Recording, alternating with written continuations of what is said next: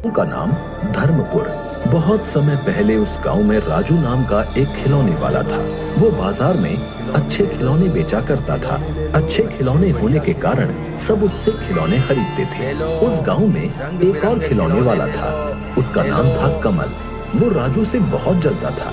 वो यही सोचता था कि कैसे राजू को परेशान किया जाए, लेकिन कमल हमेशा असफल रहता था क्योंकि राजू को खिलौने बेचते हुए देखता रहता था। पापा खिलौने, पापा खिलौने। भैया वो लाल रंग का खिलौना देना मेरे बच्चे को। ये लो बेटा, ये लो। मुझे वो नीले रंग की गाड़ी दे दो अंकल। अरे ये क्या, इतनी भीड़ लगाकर खड़े हैं पर फिर भी मुझसे कोई खिलौने खरीदने नहीं आ रहा है। ले लो, ले लो, रंग बिरंगे खिलौने ले लो। मैं खिलौने बेचता हूँ, कबाड़ नहीं। दाम कम, खिलौना अच्छा। एक बार खरीदने के बाद चले सालों साल। अरे ये क्या, बाजार में किसी ने इस तरफ मुड़कर भी नहीं देखा। लगता है सबके सब बहरे हो गए हैं। लगता है कुछ ना कुछ गड़बड़ है। राजू के पास ही जाकर देखता हूँ, वहीं पर ज्यादा बच्चे हैं। अरे क्या हुआ कमल भाई, तुम यहाँ क्यों आ गए? असल में वहाँ बच्चे नहीं आ रहे हैं। तुम्हारे यहाँ तो बच्चे भीड़ लगाकर खिलौने ले रहे हैं, इसलिए सोचा इधर ही कुछ शुभ है। अरे कमल भाई, ऐसा कुछ नहीं है। असल में बात ये है कि लोग पैसा देकर अच्छा सामान खरीदते हैं। तुम भी अच्छे खिलौने दो तो बच्चे भी तुम्हारे पास भीड़ लगाकर खिलौने खरीदेंगे। हाँ बेटा, तुम्हें कौन सा खिलौना चाहिए? अंकल वो हरा वाला। देखो कमल भाई, मैं सबको अच्छे खिलौने ही बेचता हूँ। हाँ, लेकिन मुझे थोड़ा कम लाभ होता है। लेकिन ज्यादा लाभ के चक्कर में कहीं कुछ भी ना मिले तो फिर। कमल खिलौने वाला सोचते हुए बोलता है। बड़ा ज्ञान देने वाला बन रहा है। रुक, तेरा ज्ञान निकालता हूँ। कमल भाई, तुम यहाँ पर खिलौने बेचो और मैं तुम्हारी जगह जाकर खिलौने बेचता हूँ। ठीक है कमल भाई? जैसे तुम्हारी मर्जी राजू। फिर ये मत कहना कमल ने मेरे ग्राहक छीन लिए। दोनों हल्की सी हंसी हंसते हैं। नहीं कमल भाई, कोई किसी का भाग्य नहीं छीन सकता, तुम निश्चिंत रहो। दोनों ने अपनी अपनी जगह बदल ली। एक बच्चा दौड़ कर आता है। राजू खिलौने वाले की दुकान के सामने जाकर खड़ा हो जाता है, लेकिन वहाँ पर कमल अपने खिलौने बेच रहा होता है। बेटा, तुम्हें खिलौना चाहिए ना? आप बताओ कौन सा?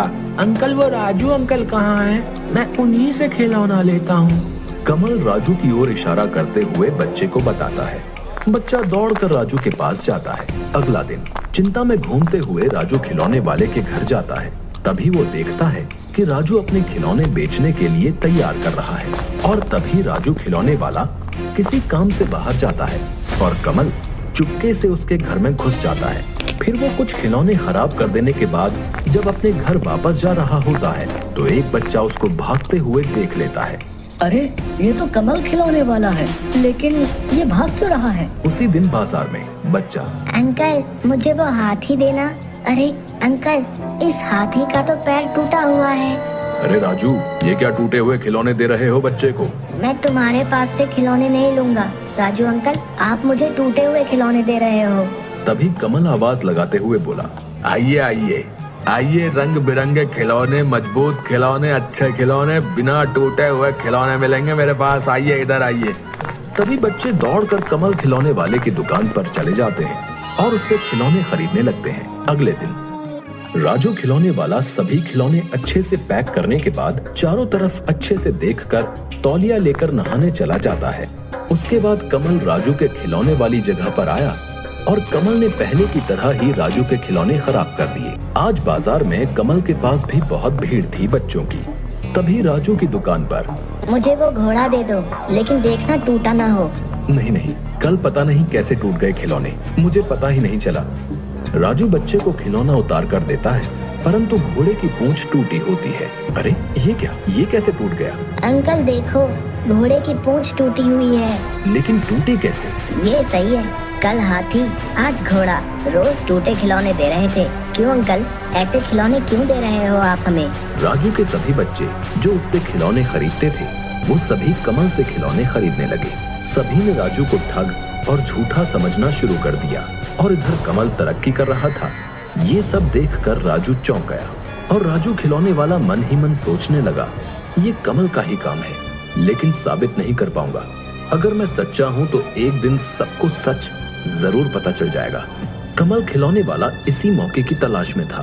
फिर वो मिट्टी के खिलौने बिना पकाए उन पर रंग करके बेचने लगा और लोगों को ठगने लगा और बच्चों को पागल बनाने लगा। अगले दिन हंसते हुए कमल खिलौने वाला अपने घर अरे सुनती हो, कहाँ हो? खिलौनों को अच्छे से रंग करो। मैं बाजार जा रहा हूँ किसी काम से। आज तो मैं बाजार में अकेले ही खिलौने बेचूंगा। अच्छा सुनो, आज अगर सारे खिलौने बिक गए ना तो कल हम और ज्यादा खिलौने पर रंग करेंगे। ज्यादा गड़बड़ के चक्कर में पकड़ में मत आ जाइएगा। तुमने क्या मुझे कच्चा खिलाड़ी समझा है क्या? हम खिलौनों पर ऐसे रंग करेंगे कि ना किसी को पता चलेगा कि खिलौना कच्चा है क्या पक्का है। कोई समझ ही नहीं पाएगा और मुझे लाभ ही लाभ होगा। ये बोलने के बाद कमल जोर जोर से हंसने लग जाता है। अच्छा सुनो, फिर तो आप सुनार से कहकर मेरे लिए एक हार तो बनवा देंगे ना? बताइए ना। बनवा दूंगा, तुम थोड़ा सब्र रखो। है, समझ गई। कमल की पत्नी गीता ने खिलौनों पर अच्छे से रंग किया। उसके बाद कमल खिलौने लेकर बाजार की ओर जाने लगा। रास्ते में कमल को राजू मिला। अरे राजू, बाजार नहीं जाओगे? नहीं, मैं बाजार नहीं जाऊंगा। मैं उसी दिन बाजार जाऊंगा जिस दिन गांव वाले मुझे बुलाएंगे। राजू दूसरे गांव में गली गली घूमकर अपने खिलौने बेचने लगा। वो जोर जोर से आवाज लगाता। धूप से, गर्मी में उसे बहुत कष्ट होता था, पर इसके अलावा राजू के पास और कोई दूसरा रास्ता नहीं था। राजू खिलौने वाला दूसरे गांव में आवाज लगाते हुए, खिलौने ले लो, खिलौने ले लो, खिलौने ले लो, अच्छे बढ़िया खिलौने, खिलौने खिलौने खिलौने ले लो, खिलौने ले लो, अच्छे बढ़िया खिलौने। कमल रात को घर में लाभ के पैसों का हिसाब कर रहा था और कमल की पत्नी लालची नजरों से देख रही थी। कमल हंसते हंसते कहता है, अरे सुनो गीता, आज सारे खर्चे को छोड़कर लाभ हुआ है 700। कल और ज्यादा खिलौनों पर रंग करना पड़ेगा।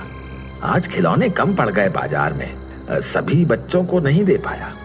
अच्छा सुनो, अपने कालू सुनार से कह तो दिया है ना? कह दूंगा जी, कह दूंगा। महीने के आखिर में ही कहूंगा।